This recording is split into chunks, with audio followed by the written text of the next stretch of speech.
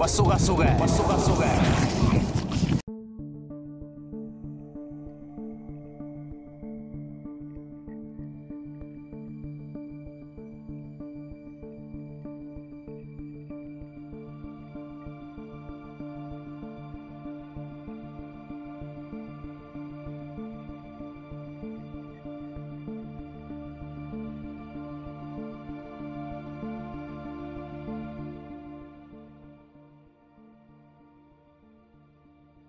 Sinamukele kuhleleleni nelithanda kakhulu. Namhlanje sizokhuluma ngokubethela. Sivakashele endaweni yaseMlazi sakhuluma noGogo Ngubo ositshele kabanzi ngalomsebenzi. Ukubethela kubalekile kuthina abantu abamnyama. Sivikele izitha. Kakhulukazi thina abantu abamnyama masibona kukhona into enhle emntwini abanye babantu abamnyama bathandi noma ingane ifunda esikoleni ihlakaniphile abantu abathandi ongayibona ingane ifunda phakathi kwesikhathi ubona isiphelelwa amandla isenze into ezwrong uyitshele ukuthi le ngane iyahlupha le ngane ayihloniphi kanti ayisazenzi isiyenziwa izinto eziqhamuka ngaphandle kubantu abanomona abashonisa phansi abanye abantu. Kungakho ke kubalekile ukuthi kumele ikhaya ulibethele uqinise kungathi izinto eziqhamuka ngaphandle ezo affecta umndeni wakho kube lula ukuthi zishayeke umndeni wakho abantwana abazukulu yonke lento. Kakhulukazi ke wena mama o abantu abadala ekhaya bebengashayeka kalula ngoba basuke bekhule emzimeni bazi ukuthi umzimba bunjani abantwana bavama ukulimala. Ukubethela kuqala emumva kuqala umuntu mezokulimaza ezokushonisa phansi into zakho uqala kwabalela abantu abangasekho ubona into zakho zingasahambi kahle kanti sebeqalile babulala abantu abangasekho. Kumele uqala ubethele bona kuqala ukuthi bangabulawa abantu. Imvamo kabantu ababulala abantu abangasekho yilabantu eniya nabo ngale kwensika edlozini iguqe nabo emsameni biza idlozi elilodwa. Labo bantu bavamile ukuthi bahlukumezeke izinto ishone phansi babulale abantu abadala. Uyigcine wena ungasenzeki izinto kanti wena abantu abadala sebekuflathele uma wakho uqobo ubaba wakho uqobo usenziwe umemeze kanti uma wakho akaseyena lo ucabanga ukuthi uyena. Kunenduku yami ke ngihlanganisayo amakhambami engihambayo nabantu nomuntu ngihambe ngiye naye emfuleni aphathe amaqanda anginika inkukhu emhlophe ngikhipha igazi nenyongo ngihlanganise umuthi okwenzela ukuthi idlozi lakho lingezi kuwena lenziwa abantu abanye bomndeni hayi bonke kodwa ngeke sibe yishumi uthola ukuthi sonke siright. Ukhona lo ngafuni ukuthi wena uphumelele ekhaya kuphumelele yena bese eqala izinto ezishonisa phansi zakho. Ngiyahamba nomuntu ngemfuleni ohambayo afika afaka u2 lapho akhulume nedlozi lakhe ukuthi mina ngusibani ngizalo bani ngizonigeza ukuthi maniza kumina ningezi kabi. Uphuze uyawushaya ngesandla bese uyawuphuza uyaphalaza uphalazela emfuleni ohambayo ugezele emfuleni ohambayo bese ugcoba iqanda bese uthatha omunye umuthi ujamela umfula la uqhamuka ngakhona uthatha omunye umuthi ugeze liqanda lisuke bese uyahamba kuye ekhaya ungabusaqalaza. Emva kaloko ke sesiyaqala ke siyabethela ke manje ngoba singenzeka sibethele kanti sibethela nje sibethela uhafu. Khona labantu abakwazi ukungena wena okhohliwe yibona laba bangasekho abazongena ubethele kuba ngathi umuntu akasebenzi kanti ufuna uqale kubona. So uyakwazi ukuthi uma usubethela nabo ukhulume nabo abantu abadala uthi ngithi akwenzeki ukuthi manje bese uyacupha ke lapho uqala ngokucupha bona kuqala cuphe khipha igazi ekhanda ulifakwe kulondwange nalezo mpande zabantu abadala bese uphalazela khona bese uyaqala ke bethela. ngeke kuphinduzwe lapho ukuthi uhlushwe abantu abadala. Ukubethela kumkhakha eminingi ufuna uma ubethela ungabetheleli ukuthi hayi ngivimba abathakathi kuphela. Ubethelele ngisho nalabo abaphatha ibhamu bethi bazodubula, laba bathi bazogwaza ekhaya. Mephethe isikhalo umuntu angasondeli emzini wakho. Mase esikhonkwaneni lapho usifake khona angakwazi ephethe isibhamu ezobulala ngene simvimbi isikhonkwane. Uma ukuthi uhamba ngemoto imengqi, uma ukuthi bingenile imoto ngaphakathi ingabisakwazi ukuphuma. Lapho usuku wenzile umsebenzi wakho. Ungavele nje ubethelele nje ukuthi hayi ngishaya ikhonkwane uhlanganisa istaff kube kuphelile ufuna ujule ngempela. Uqale kubantu abadala. Ngoba umuzi ungaphela uthi ji kanti uyibulawelwa idlozi lakho khona kumele nje ukuthi idlozi alibheke wena lithumela athi akuhambe liyobulala kuwena libheke yena kuphela. Funa siyiqikekeleke leyo nto. Iyona into engigada kakhulu. Baningi bayangincoma kusho kuthiwa kushonwa kangakanani ekhaya kodwa nje mase ngifikile kuma yonke lonto. Amalungu emndeni funa abe nensuku ezisihlanu kade kubethelwa engahlangani nomuntu abathandanayo ngokumema unkosikazi kakhulukazi umuntu wesilisa. Funa ngakinsuku zibe isihlanu. Bese kuphinda mase behlangana avuke ekseni emva kwensuku ezisihlanu ageze ngesiqunga. Bangayidli inyama yengulube no fish insuku ezisihlanu. Emva kwensuku ezisihlanu nabo bese besebenzisa isiqunga basiphuze mengabe kade bekudlile lokhu kuza amandla alamakhamba kade siwafaka angehli. Kube nokuthula ekhaya ngabukhona umsindo ngoba suke nabantu abadala sibagezile.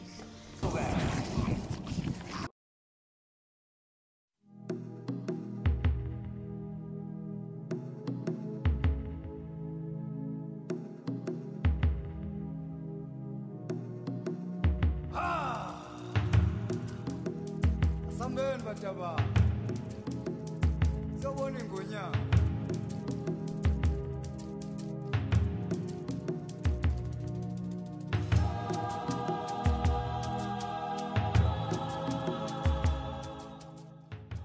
Namhlanje sivakashele endaweni yaseMlazi. Sakhuluma nabantu abathola usizo kugogo Ngubho. Mina ngithule Aubrey wakwamthembu ngihlala kwa-N. Umama uNgubho wangisiza ngangigula akuphatha ikhanda inyawo nje ngisibhoko yonke leyo nto. Nomndeni wami ungangithandi nje ngangingasayi emakhaya sengumuntu ohlala eThekwini nezingane zami. Hayi wangathi ngaxhumana naye ngathola omunye umama kuthiwa uMahadebe owangisiza wangiyalela ekhaya. Lo mama ulapha yakwa-Emenzansi. Kahle kahle ugogo akahluli kodwa utshelwa wena inkinga yakho bese kunikeza into umuthi oqondene naleyo nto. Naleyo nkinga osubhekene nayo ngaleso sikhathi. Angazi ukuthi kwakuyini ngoba sasingakaze sixabane kodwa nje ngangiwumuntu ongathandeki emndenini. Angazi noma kwakuyinto zabantu ngoba yayingakazi bekhona ingxabano. Waseyangisiza ngasebenzisa imithi yakhe kwaphela konke lokho manje umndeni sesiyezwana. Kuhle nje ngiyasuka nami la ngiye emakhaya nawo futhi yeza kumina umndeni. Sawoni ngonya. Hayi ngibingelela igama lami ngoNontobeko ngoAntombela. Ngizelana ngokuthi ngifakaze ngogogo Ngubho. Ugogo Ngubho ngimaze eminyakeni u6 noma u7 bese nenkinga ekhaya sihlala singazi usumfana wasekhaya unezinto azenzayo engalungile ngaphandle. Uqala kwethu nje ukumazi ugogo simaze lapha abantu sebengena ekhaya bangene nezibhambe emfuno. Mase sasazi abantu bangene ngenkani. Kwawukuthi manje sekumele ukuthi kusukunyweke. Nangempela ke sayalelwa ke omunye ubhuti waseMaritzburg wathi hayibo kunomama okhona okuthiwa ugogo Ngubho. Ake sifune yena ke. Nangempela sakwazi ukufuna samthola. Wafika ekhaya wazobethela kusuka ngalolu suku ba akuphindanga kwaba khona umuntu ofikayo. Kwaba ukuthi umuntu umefika ufika noma ediniwe kodwa afika asho ukuthi hayi ngizocela umfana la ekhaya ngoba sesingamvuni vele mekhona sibiza amaphoyisa ahambe ngoba wagcina engasekho bese ziwaboshwa. Sengisho ukuthi nje ugogo wakwazi ukusisiza nalapho angagcina lapho bekunokuthi ekhaya kushonwe njalo. Meke kwakhona oshonayo kuphinde kulandelana eduze. Ugogo wafika wasibethelela wakwazi ukusivalela nezinto ezinjengalezo. Nje manje sesiyakwazi ukuthi hayi ke sithole nathi ukuphumula njengeminye imindeni noma kwenzeka into ayisenzeki njalo ngalendlela ekade kwenzeka ngayo ukuthi meke kwafihla kube singasikhona into ekubiza kakhulu. Nami bengingaba nenkinga ngahamba ngase ngoba sifana nomndeni ngafuna nokugezwa ngagezwa emva kaloko nje ngiyaphila ngekhaya right nengane ihleli konke nje ku right. Ayisekho into esiwona esayinkinga kakhulu ngoba bekuvele ngibe nenhliziyo encane ngisho nakumuntu esesangakwazi ukuthi ngibe nomuntu wesilisa nje wangilungisela ugogo zonke lezo zinto. Siyabonga nje kakhulu ugogo Ngubo bandla angathi angaqhubeka kwenze nakwabanye.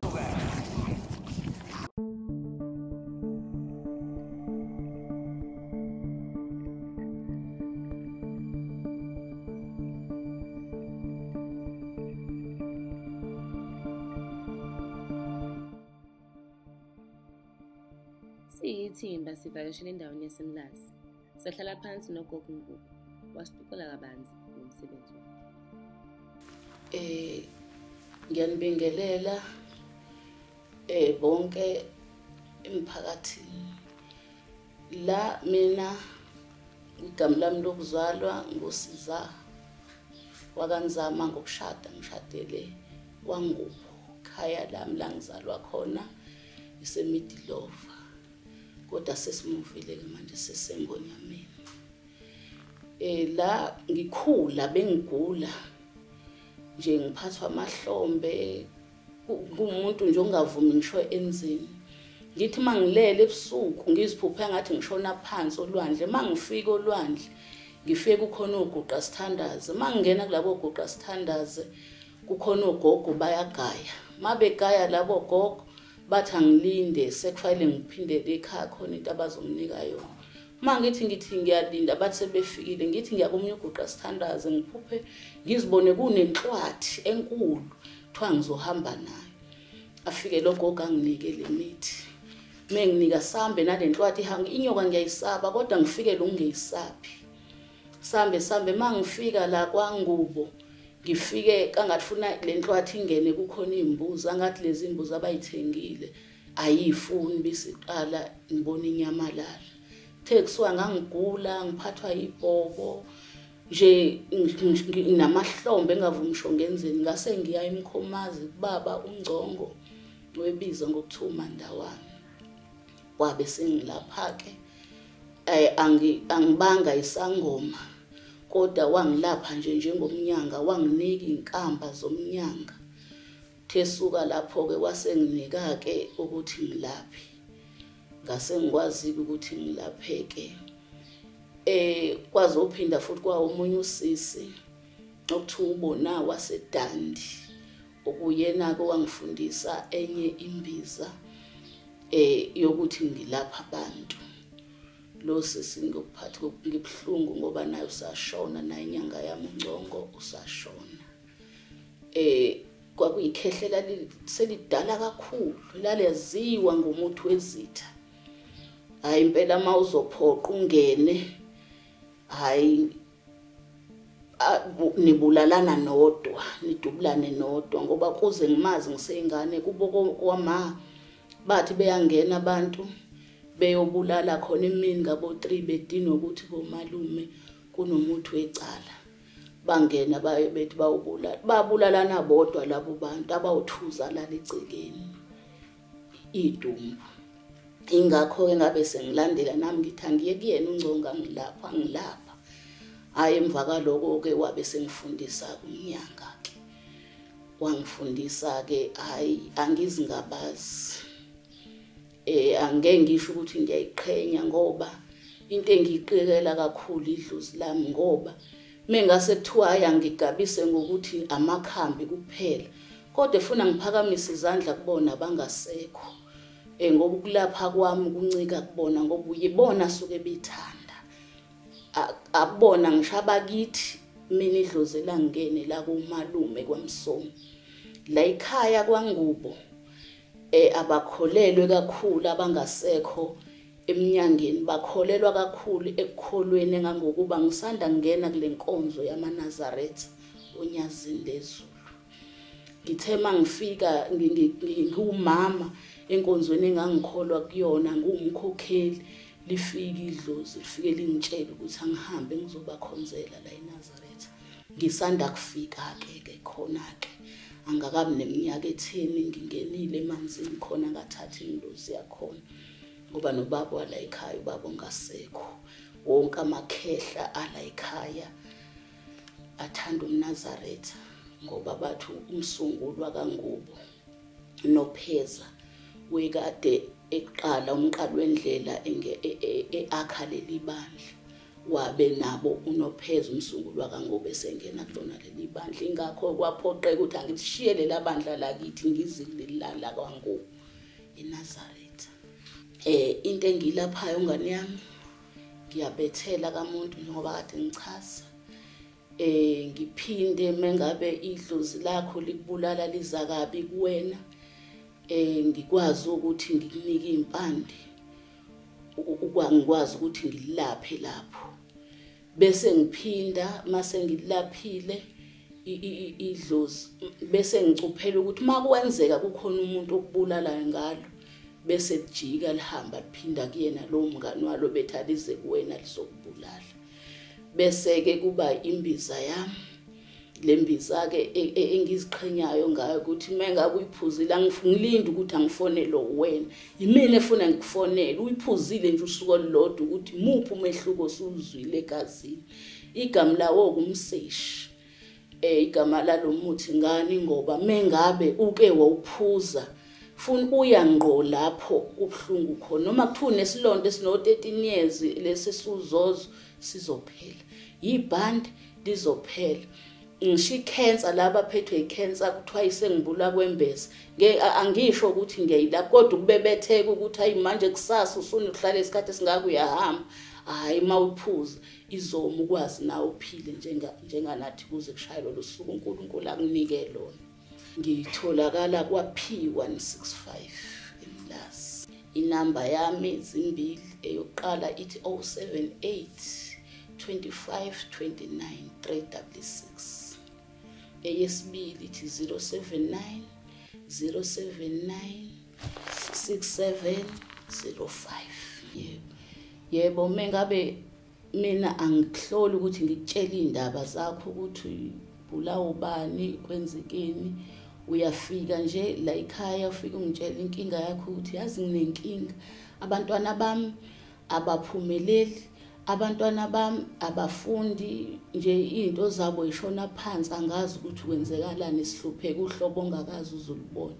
Mina idlozi lami libe selingitshela ngesikhathi ngikujamele ngikubuka lingitshela ukuthi ufuna ngikusize ingane ngoba kusiza ukuthi ngizokuhlolela bese ngingakwazi futhi ukukutshela ukuthi ngizokusiza ngani. Ngakhulekela lokho ukuthi uNkulunkulu akangisize abantu mangabe benenkinga ngikwazi ukuthi ngimbuke bese lingitshela igazi lami abantu abadala abangitshela ukuthi yabo lo muntu yobuhlela umbhekile ezofuna usizo ngoba mesuke efikile umuntu usuke eyilethwe yibona abantu abadala fanele ngimsize kanje.